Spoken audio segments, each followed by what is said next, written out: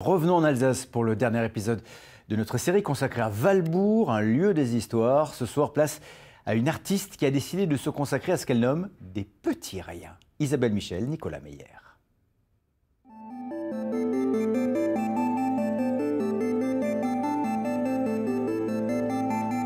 Bonsoir, pour le 4e et dernier épisode de notre série consacrée à Valbourg, nous partons à la rencontre d'une artiste qui a fait des petits riens, une poésie ludique et plastique, un drôle d'univers que l'on vous fait partager. Catherine Petit-Petit porte bien son nom. Fascinée par les petits riens du quotidien, elle a décidé de les mettre en lumière. Et depuis quelques années, ce sont les bouteilles en plastique qui remportent ses faveurs. Des mises en scène insolites, inattendues, qui commencent ici dans son atelier. Là, en fait, je mets un après qui me permettra de mettre une couleur supplémentaire dessus. Parce que le blanc va créer beaucoup de lumière, en fait.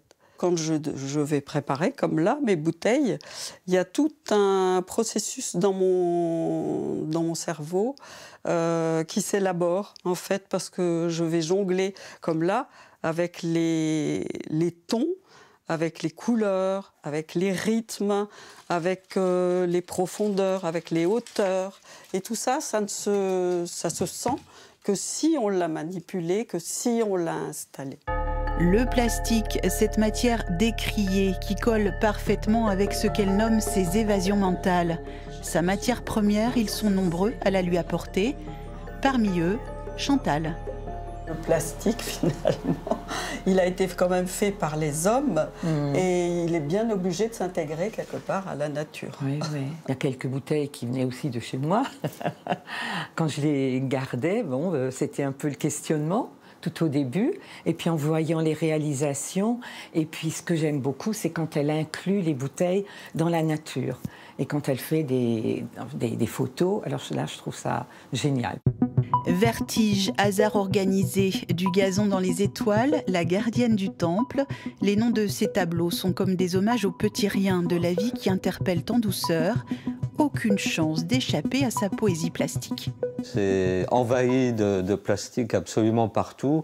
Et quelquefois, on a besoin de ranger ou de récupérer quelque chose, mais c'est pas toujours simple de le retrouver au milieu de tous ces sachets de bouteilles. De la couleur à outrance pour rendre hommage à la vie, Catherine Petit-Petit a choisi de mettre de la lumière sur ce qui n'est pas forcément lumineux. Tout ce qui m'entoure, les moindres petites choses m'intéressent autour de moi, mais pas ce qui a de la valeur, en fait. Et je me dis que leur association, c'est une nécessité, en fait. On est entouré d'éléments, de rien, mais on ne les voit pas. Et les mettre en valeur, c'est important, de les montrer aux gens d'une autre manière aussi.